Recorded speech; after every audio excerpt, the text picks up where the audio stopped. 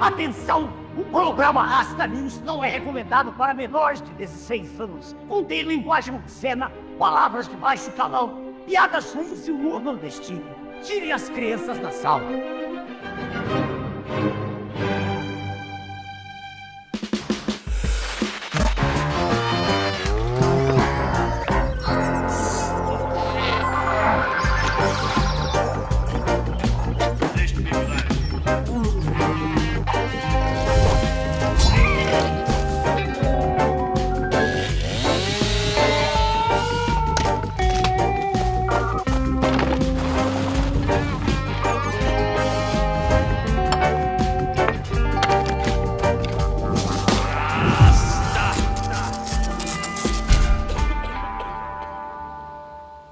Boa noite, embaixadores. Boa noite, rastas e rastas. Sejam bem-vindos a mais um Rasta News, o seu jornal semanal isento de notícias. Didático, científico, inclusivo ou apenas uma sala de aula e muita conversa fiada. No Rasta News de hoje, temos uma missão: mostrar como a minha, a sua, a nossa mente foi ocupada por ideias tão fora da realidade que, ao pensarmos no passado, a nossa imaginação frequentemente navega por eventos e imagens que jamais existiram. No Rasta News de hoje, mentiras da escola. O mundo do menino Charlinho brasileiro, com os seus professorinhos, é um mundo que, na realidade, é fictício. De simplificações grosseiras, janelagens passadas através dos séculos, a mais pura quilingagem, o imaginário do jovem juvenil vem sendo povoado da mais pura conversa fiada. Hoje, é dia de soltar a Gabriela Prioli, que está dentro de nós, e perguntar: onde estão os dados, Monark? Mas, Monark, você não sabe o quanto é pouco, quantos por cento evoluiu. Você não sabe, ou a gente tem o dado, ou a gente tá falando achismo. Eu não tenho dado, cara. Não, eu sei que você tirou. É o data, foda-se. Mas eu só posso conversar se eu tiver munido de dados e estatísticos. Tô falando, isso é uma conversa. É o ideal. Crítico, né? Então, se é incontestável, traga o dado, meu amigo. Se é científico, traga os números, né? Cadê a fonte? Tá aqui a fonte. E vamos sair daqui mais esclarecidos sobre essas mentiras e quilingagens.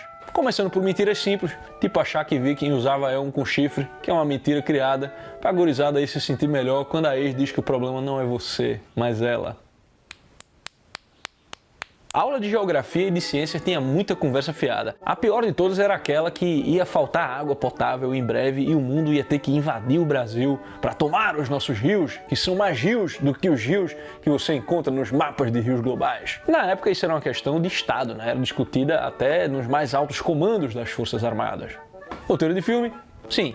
Mas a realidade é que o saneamento se expandiu pelo mundo. A proteção de nascentes e outras ações reverteram o quadro alarmante da água, exceto no Brasil, onde as pessoas cagam no mar. Hoje em dia eu consigo imaginar a quantidade de mentira que se ensina na aulinha de ciência, né? Gurizada aprendendo gênero, construção social, por um professor que não sabe nem o que significa gênero ou construção e muito menos social. Mas vamos deixar isso de lado, né? Isso aí é um problema da gurizada de hoje em dia e vamos focar na matéria que é a grande vítima e a grande vilã das escolas: a história. E as conversas que eu ouvi na minha época de colégio. Começando pela antiguidade, quem passou pelo ensino médio brasileiro, você já via livro didático, você já via apostila, provavelmente aprendeu que a Grécia Antiga era um verdadeiro banho dos campeões, né? Em algumas visões a mulher só servia para reproduzir e que o negócio mesmo era a broderagem com filosofia, né? E em outras, que o povo pagão era o povo mais livre, tipo a juventude do Lula na entrevista para Playboy. A realidade, no caso, era muito mais complexa e, claro, muito mais humana. Havia práticas como a paiderastia em Atenas, mas elas estavam cercadas por normas, rituais e contextos específicos da aristocracia urbana, né? Aristóteles faz uma crítica interessante sobre o desejo sexual desordenado em sua ética, né? Sobre a noção de finalidade. Então achar que mandar o pau à merda era a coisa mais tranquila do mundo e tal, não era bem assim. Também não era a Grécia inteira. Não era toda hora, a relação tinha também um cunho pedagógico e uma hora o Eromenos, que estava sob a tutela do Erastes, deixava o seu Erastes e ia viver a vida adulta. Não era nem de perto o que hoje a gente entende como torcida do São Paulo, né? Mas foi uma conversa fiada que herdamos dos modernos, nascida ali entre estetas românticos do século XVIII, como Winckelmann, que curtia uma Bratwurst e torcia por São Paulo, né? E foi inflada também ali no século XX por militantes mal informados, manuais escolares preguiçosos e cultura pop deslumbrada, né? O Nietzsche também ajudou na bagunça, né? Ao exaltar o espírito dionisíaco como força vital, até que chegou esse maldito cristianismo e censurou a poeta. É, né, Nietzsche? Vou dizer que Deus estava morto? Como é que tá a sua vida? Espalhar esse folclore grego aí, a galera espalhou o folclore de que tu morresse com sífilis. Bom, ali pelas bandas do Império Romano surge uma outra mentira clássica, né? A de que a Igreja Católica foi fundada por Constantino. Não tem um documento Constantino fundando a Igreja Católica. Mas é a versão da história preferida pelos professores surubistas e por outros irmãos. Por que será, hein? O fato é que em 313 Constantino apenas tirou a igreja da ilegalidade, mas a igreja já existia por 3 séculos, né? Com bispos, com concílios, com mártires e com liturgia. Tá tudo lá antes de Constantino. Mais que isso, a oficialização do catolicismo como religião do Império só veio depois com Teodósio em 380, né? Quando Constantino já havia morrido. A tese, né, do fundador imperial, da qual não existe fonte alguma, é um caso clássico de como uma mentira repetida 1000 vezes pode se tornar verdade. Ele mudou a doutrina, me mostre uma doutrina que ele mudou.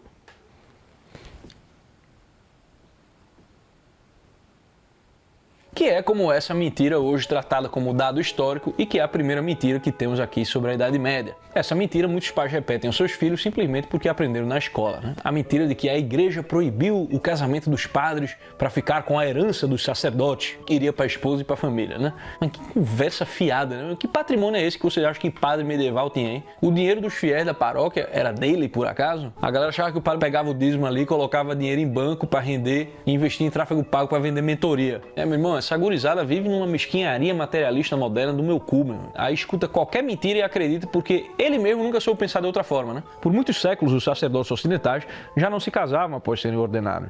Vocês reclamam que o mundo só pensa em dinheiro, mas vocês também só pensam em dinheiro. São incapazes de entender que existe gente que está preocupada com coisas que estão acima disso. Como isso para muita gente é inconcebível, a galera continua olhando para essa época medida apenas pela sua própria pequenez, né? Pobre da Idade Média, né? Essa é a grande vítima das salas de aula, né? Eu até fiz o meu Rastanews recentemente sobre a Idade Média, em que desmistifiquei algumas mentiras, mas uma muito boa que a gente não chegou a falar era a famosa Cruzada das Crianças, né? Que a escola pinta como uma fileira de meninos que a igreja mandou rumo a Jerusalém, porque a pureza e a inocência das crianças conquistaria a Terra Santa, e aí terminaram sendo escravizados pelos muçulmanos. Basicamente, a galera pegou o culto ao jovem moderno que eles praticam e que nos dá aberrações como Criança Coach, Camilinha, Greta Thunberg, Greta Van Fleet e projetou no que é basicamente uma lenda romantizada. Em 1212, houve 2 surtos de peregrinação popular, sem bula papal, sem convocação pela igreja, nem exército, né? Gente muito jovem e muito pobre, mas não eram crianças em sua maioria. Mas isso foi usado para caracterizar a Idade Média como uma idade supersticiosa e atrasada. Mas o tópico que fez o carimbo de Era das Trevas pegar na Idade Média mesmo foi uma outra groselha, né? A de que a igreja oprimia o desenvolvimento do conhecimento e da ciência. Todo mundo aprende que na Idade Média não havia grandes invenções nem projeto tecnológico, né? Quando lá nasceram as universidades, as catedrais, floresceu a escolástica, surgiram técnicas e instrumentos como relógios, moinhos, arado pesado, óculos e tudo mais. Escuta até hoje roqueiro achando que a galera da Idade Média dizia que a Terra era plana, né? Isso aí é uma invenção cretina do século XIX, né? No mundo letrado medieval, a esfericidade clássica era corrente, né? Ah, mas os medievais eram supersticiosos. Pô, minha filha, calma aí, né? A tua espiritualidade é pagar aplicativo de meditação com voz de influência, né? Você tá aí, ó, tentando evoluir a sua alma e seu espírito, ouvindo disco de Enya, lendo Clarice Pincola e escutando Bea Duarte, colecionando cristal aí, praticando massagem tântrica com leitada na cara. Porra, meu irmão! Quer falar dos meus passos medievais? Grandes bardos místicos? Mas a galera apela sempre aos casos clássicos do obscurantismo medieval, que nem são medievais, e sim da virada para a modernidade, né? E aí o caso de Giordano Bruno e Galileu Galilei são os clássicos, né? Giordano Bruno é vendido como se ele fosse um mártir da ciência, só que ele estava longe de ser cientista, né? O maluco não fez descoberta nenhuma, não fez experimento nenhum, nem estudou as ciências modernas, né? O que havia nele eram várias teses heterodoxas, né? Negação da trindade, negação da encarnação, panteísmo mágico, hermetismo, fala de mundos infinitos, né? O processo em Roma tratou principalmente de heresias teológicas e não de defesa do heliocentrismo, né? Ele não foi condenado por defender teorias científicas, mas por prática de feitiçaria. Já Galileu, o queridinho dos cursinhos, é conhecido por ter sido condenado e queimado nas fogueiras da Inquisição por defender a ciência, né? Na verdade, ele não foi condenado por defender ciência nenhuma, e muito menos morreu na fogueira, né? A condenação veio porque ele tratou o heliocentrismo como um fato consumado, sem provas aceitas à época, e ainda ridicularizou o Papa no livro. Então, o Papa Urbano VIII, que antes fora seu patrono, conduziu o desfecho para uma abjuração formal e prisão domiciliar. Depois disso, Galileu seguiu trabalhando. Em 1638 publicou 2 novas ciências fora da Itália. Não teve fogueira, não teve tortura e ele morreu em casa tranquilo. O próprio princípio de relatividade do Galileu, de que todo observador em um referencial inercial precisa experienciar as mesmas leis da física, faz com que essa questão de heliocentrismo versus geocentrismo vá pros cacete, tá entendendo? O heliocentrismo é ótimo para você calcular a órbita dos planetas, o geocentrismo é ótimo para você calcular a subida de um foguete. A escolha de referencial vai depender das suas necessidades, né? Só como essa galera não consegue derivar um polinômio, nem somar os ângulos internos de um triângulo, aí fica aquele negócio, né? I fucking love science. O padrão das mentiras escolares é sempre o mesmo, né? História de grandes vilões, mas sem nenhuma data, nenhum dado para se averiguar, nada escrito, nenhum testemunho. Isso quando uma obra lixosa de ficção, sei lá, O Nome da Rosa, não é apresentada em sala de aula como se fosse fonte de informação histórica, ou então o Código da Vinci, né? Minha galera, o Brasil é um país onde se passa Código da Vinci em sala de aula para se debater a Igreja Católica, né? O negócio é o mais puro folclore iluminista. Nem na minha época de ateu comunista eu achava o Código da Vinci digno de nota. Senhor dos Anéis, que é um livro de fantasia, ensina mais sobre a Igreja e a história da Europa do que o Código da Vinci, né? E não passa de um compilado de janelagens e bobagem em forma de livro, né? Mas vamos seguir a nossa cronologia e falar mais da modernidade, né? Onde os intelectuais seguiam caindo em velhas tentações. Seguindo com a modernidade, temos a lorota cabeluda, cretina e canalha de que a Igreja Católica cobrava indulgências e vendia vagas para o céu. Como assim, seu professor? Eu dou meu palio branco 97 se o professor de história souber o que são indulgências, né? Indulgências não são e nunca foram vagas no céu, né? Se o teu destino é o inferno, não tem indulgência que dê jeito. A doutrina das indulgências é assim. A indulgência não perdoa a culpa, ela apenas remite a pena temporal de pecados que já tenham sido confessados. A realidade histórica é que a antiga Basílica de São Pedro estava deteriorada. Júlio II iniciou a reconstrução em 1506 e depois Leão X vinculou a pregação de indulgências às doações para financiar a obra, da mesma forma que você pode fazer uma penitência simplesmente fazendo uma doação, um ato de caridade, né? Se algum padre abusou disso para tentar fazer um caixa, como aquela velha história de cada shilling que vai caindo é uma alma que sai do purgatório, que é o caso do Johann Tetzel, né? Isso era um abuso individual do padre, nunca foi a doutrina da igreja. E no caso do Tetzel, a ele foi dada uma importância exageradíssima, né? A prática ela era condenada pela igreja, ela jamais foi política da Santa Sé, tampouco faz parte da ortodoxia e do magistério. Uma outra mentira é que a modernidade foi a época em que finalmente as grandes navegações provaram que a Terra era redonda contra a vontade da igreja. Como eu já disse antes, os medievais já conheciam a forma da Terra. Aliás, não apenas os medievais. No século II a.C. já se tinha medido a circunferência da Terra, né? A discussão que houve com Colombo não era sobre a forma da Terra, mas sobre a distância. Tanto que a galera foi lá, tentou a circunnavegação, não deu certo porque acharam terra, e o que é que acontece logo depois? A igreja manda os jesuítas para ir ajudar na colonização. Dizem que uma mentira repetida 1000 vezes se torna uma verdade, mas eu acho que, observando a nossa lista, no Brasil basta contar uma mentira uma só vez que ela já se torna verdade, né? É muita mentira para se repetir tantas vezes, né? O QI 83 absorve a mentira com velocidade. E em 2050 a gente vai ver essa história do QI 83 também como tipo uma conversa fiada que a galera escutava por aí na nossa época. Bom, assim chegamos num momento histórico que é o xodó das escolinhas, que é o iluminismo. Se você odeia a Igreja Católica, fica aqui que aqui você vai se encontrar, né? O iluminismo é apresentado aos alunos como um momento em que a humanidade descobriu a ciência e libertou a verdadeira razão das sombras da Idade Média. Mas será verdade? Na verdade, os iluministas desdenharam da fé histórica da Europa, mas na realidade, os iluministas eram mais supersticiosos do que qualquer medieval. Newton, gênio da física e da matemática, escreveu uma montanha de páginas de alquimia, parte do seu projeto intelectual científico.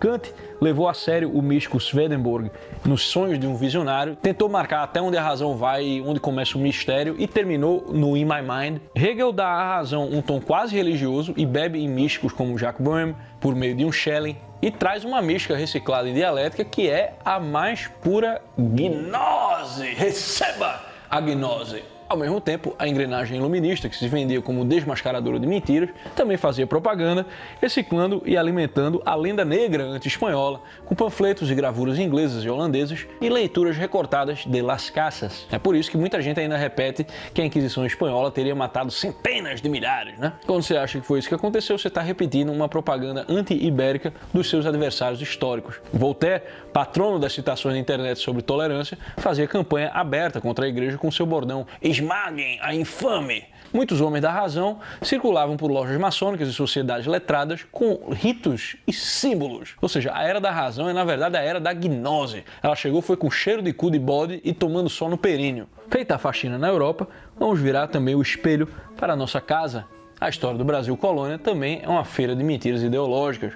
Desde coisas simples, tipo dizer que o Brasil era só monocultura de açúcar e depois o ouro e ponto, né, para diminuir a importância histórica dos homens e mulheres que construíram o Brasil, até dizer que as capitanias hereditárias foram um fracasso, o que não faltam são mentiras. Uma delas é a ideia de que os portugueses tropeçaram no Brasil enquanto caçavam tempero das Índias, né? Isso aí é uma lenda que é até sacanagem com os grandes navegadores portugueses, né, cara? Imagina, porra. A galera inventa esse tipo de mentira só pra chamar português de burro, né? Só pra tirar o mérito dos caras no Brasil, né? Para ir à Índia, as naus desciam ao Atlântico Sul e faziam a volta do mar, pegando ali os ventos alísios que empurram naturalmente para o oeste. Cabral saiu com 13 naus, pilotos calejados, meu amigo, escrivão e religiosos. Era o kit completo para tomar posse, né?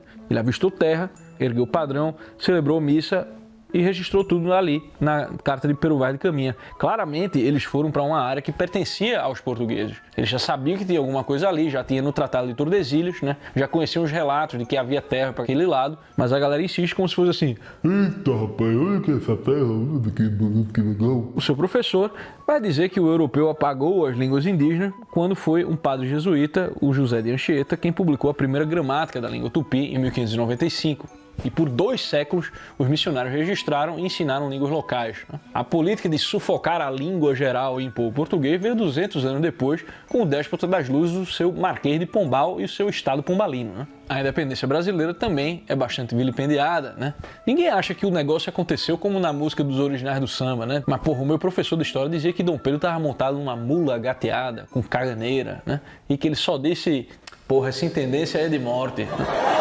O jovem adora um professor engraçadão, né? Então ele simpatiza com essa historiografia marxista ou essa historiografia debochada a Eduardo Bueno, que vive fugindo do Thomas Juliano, né? Ou então se educa com versões laertianas da história no estilo Pasquim. Ninguém tem saco para ler um Pedro Calmon. Pedro Calmon é um porre, segundo o juiz Odorico ali, né, de Nelson Rodrigues. Ninguém tinha a reverência que um Capistrano de Abreu tinha sobre o assunto. O brasileiro é como dizia Nelson Rodrigues já, né? É um narciso às avessas, ele cospe na própria imagem. O tom é sempre assim, não, vamos derrubar mitos.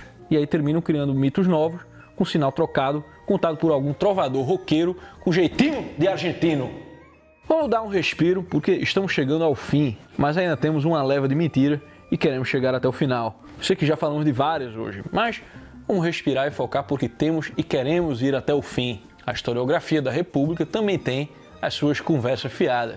Desde o golpe republicano tratado como uma espécie de revolta popular, mas tem conversa fiada no vestibular, né, que é a tal política do café com leite, que era mostrado como se fosse um pacto sólido ali entre São Paulo e Minas, alternando o presidente com a elegância de um rodízio de sushi entre oligarcas, né? É bom revisar a carteira, mesmo. Isso aí foi mais um apelido criado depois do jogo para parecer que tinha regra, né? O que rolava mesmo era um país costurado na base da fraude eleitoral, dos conchavos regionais e de militares tirando e botando o presidente conforme o humor da caserna. Nada que se pareça com a República de hoje. A tal alternância foi cheia de furo, né, meu amigo? Teve paulista sucedendo paulista, teve mineiro rompendo com paulista, teve Rio Grande do Sul entrando de bicão com Getúlio, ou seja, não era pacto, era uma roleta, né? Mas como o pessoal da historiografia dos anos 80 precisava de uma caricatura da Primeira República para justificar a Revolução de 30, eles inventaram esse revezamento fictício como se o Brasil fosse uma mesa de truco entre cafeicultores e leiteiros, né? São os intelectuais leitudos. E o pior, a gente aprendeu isso como se fosse fato em aula de história, né? Vai vendo. Agora, o período campeão da conversa fiada é o período que sempre inspirou muita gente, que é 1964. Eu não preciso dizer pra ninguém aqui que eu não sou simpatizante dessa merda, eu quero mais é que os milicos se fodam, vão pra puta que o pariu, o Ustra pode chupar o meu pau. Mas certamente seu professor de história te ensinou que tudo foi obra da CIA. Será verdade? Será mentira? Para esclarecer essa questão, chamamos aqui ele que viveu de perto essa história e sabe tudo sobre o assunto, o nosso querido amigo, o agente da CIA, Monsieur Leite de Pau.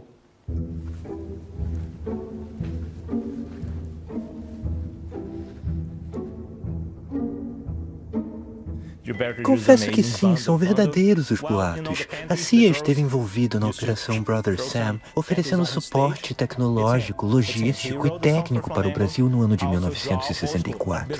Eu estive envolvido junto com meu professor Johnny Jackson quando a União Soviética ameaçava pôr seus tentáculos na América do Sul. Foi então que eu disse, oh meu Deus, Jack, o que nós vamos fazer agora? E ele disse que faríamos o que teria de ser feito. Nós não podíamos simplesmente deixar o país cair nas mãos dos russos, quer dizer, seria um caminho sem volta. Imagine se ao invés de pães de queijo estivéssemos bebendo vodka e comendo estrogonofe. Nós dos Estados Unidos da América acreditamos que o povo brasileiro deveria ser grato pela nossa gigantesca compaixão. A minha secretária Kate me perguntou se eu era particularmente favorável ao governo militar e eu disse, Kate, eu estou comendo panquecas, me pergunte outra hora. No entanto, apesar da perversidade dos militares, quer dizer, pelo menos eles não eram comunistas. E também não é como se houvéssemos feito a Marcha pela Liberdade, a Marcha para Jesus, a Marcha da Família ou qualquer outra dessas marchas que a direita brasileira insiste em fazer.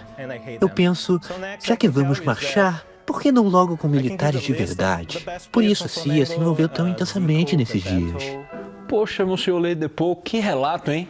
Que não legal, né? Bom, todo mundo sabe que antes de 64 já havia militantes brasileiros recebendo treinamento de guerrilha em países como Cuba, como China, e após o golpe, esses quadros voltaram ou inspiraram a formação de grupos armados no país. A LN, VAR Palmares, MR8 e no campo, a guerrilha do Araguaia. Muitos professores mentem dizendo que essa galera lutava pela democracia, né? A própria Dilma já falou diversas vezes que lutava por democracia e liberdade. Essa aí eu nem preciso rebater, porque os doidões mais doidões da esquerda brasileira, né, os ex-guerrilheiros Eduardo Jorge e Fernando Gabeira, já confessaram a verdade. Mas sou uma pessoa que acredita que a democracia é uma questão essencial, coisa que nós, na época da esquerda leninista, etc., né, nós não considerávamos. Nós achávamos... A democracia como sistema ideal? Não, nós éramos pela ditadura. Isso aí é preciso dizer a verdade toda, né? Todos os principais ex-guerrilheiros que se lançam na luta política costumam dizer que estavam lutando pela democracia. Eu não tenho condições de dizer isso. Eu estava lutando contra uma ditadura militar, mas se você examinar o programa político que nos movia naquele momento, era voltado para uma ditadura do proletariado. Bom, como já estamos perto de encerrar, temos mais algumas mentiras clássicas dos professores de história que quero analisar. A primeira é o fascismo e o nazismo de direita, né? Primeiro, fascismo e nazismo viraram simplesmente xingamento para o cara chamar quem ele não gosta ali no Reddit. Beleza, anticomunista os fascistas até eram, mas anticomunista até os comunistas também são. Se vocês, né? Vocês vão esquecer do que aconteceu com o Trotsky. Quem matou mais comunistas do que os próprios comunistas? Mas se você quer saber se eles eram de direita ou de esquerda, o que eu digo é o mais óbvio. O fascismo sempre se apresentou como a terceira via, que é também conhecida como a via anal. Não era nenhum nem outro, eles eram o extremo centro. A ideologia de hoje que mais bebe do fascismo é a quarta teoria política, e eles se colocam como o centro alto. Não é isso? Que faz a alquimia nas três grandes ideologias do século XX e tira dela o que há de melhor e o que há de ruim eles expurgam. Os fascistas rejeitavam tanto o capitalismo individualista quanto o marxismo internacionalista. O que não interessa porque, no final das contas, tanto os capitalistas de hoje quanto os marxistas de outrora só conhecem a boa e velha economia fascista. Mas o que é inegável é que eles eram revolucionários. Então, né, pô, me diga aí, quem é que está mais próximo dos fascistas? Eu que os nego veementemente como fruto da modernidade totalitária, ou você que tem o próprio modernismo totalitário para chamar de seu? E para fechar, a última grande mentira dos professores de história é: a Igreja Católica apoiou o fascismo. Bom, primeiro, o Papa Pio XI denunciou a estatolatria fascista já em 1931. Depois, ele reafirmou a doutrina da subsidiariedade que contradizia a mentalidade centralizadora e imperialista dos fascistas, né? E em 1937 condenou o racismo e o neopaganismo nazista na Mitbrenner Sorge, lida nos púlpitos alemães quando Hitler já está no poder, inclusive. Daí, veio o Papa Pio XII e, durante a guerra, abriu conventos, mosteiros e até o Palácio de Castel Gandolfo para abrigar judeus, e foi reconhecido na época por rabinos e diplomatas. Pinchas Lapid estimou que até 860 mil judeus foram salvos com apoio direto ou indireto da igreja. Essa ideia de Papa de Hitler só surgiu depois, nos anos 60, quando a KGB lançou a Operação Seat 12 para difamar a igreja e enfraquecer sua influência no Ocidente. Daí eles deram apoio à peça de teatro O Vigário, que depois serviu de base para o filme Amém, aquele menino lá, o Costas Gastas, né?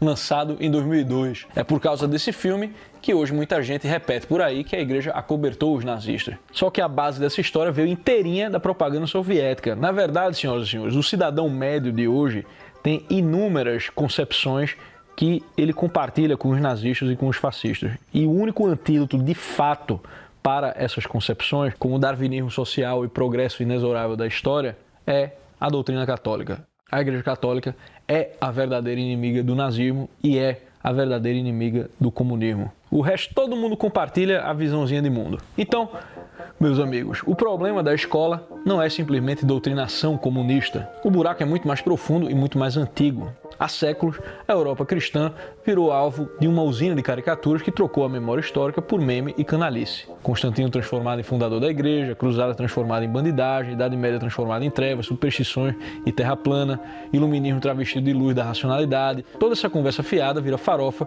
quando confrontada com a realidade. O episódio de hoje não foi feito para trocar um panfleto pelo outro, certo? Mas é para a gente se dar conta de que há séculos, muito antes do comunismo, a educação e a cultura têm sido alvo de ideólogos e que todos nós somos vítimas de um defeito muito maior e que persegue a humanidade desde a sua queda: a bigodagem. E falando em bigodagem, vamos ao nosso Troféu Bigodagem. E o Troféu Bigodagem de hoje vai para eles todos vocês aí que há décadas trabalham na divulgação da conversa fiada, professor de História do Ensino Médio, certo? Precisa de explicação? É só assistir de novo esse episódio que fica claro que os nossos professores de História andam exercendo o seu poder de educar a imaginação do jovem de maneira bastante irresponsável. É mais do que merecido, então, portanto, e por fim, fica aqui aos professores de História do Ensino Médio o nosso Troféu Bigodagem. Rasta, o que a Igreja Católica nos ensina sobre doação de órgãos? É tipo a lei de Gil, só que com qualificação, né? Não se colocando em risco desnecessário e como ato de caridade, sem comércio, né? Só não vale doar o furico. Rasta, por que o Estado é laico? É porque ele não deu muito certo como confessional, né? Daí resolveram fazê-lo laico, para que quando ele desse errado novamente, ninguém mais pudesse afirmar o que é certo ou errado, né? Stonks. Rasta, me dê uma mensagem de motivação para parar de procrastinar e lutar para sair da pobreza. Meu irmão, a pobreza não é pecado nenhum e pode ser bem digna, pode ser bem honrosa. Já a preguiça, sim, essa aí te leva direto pro colo do capeta.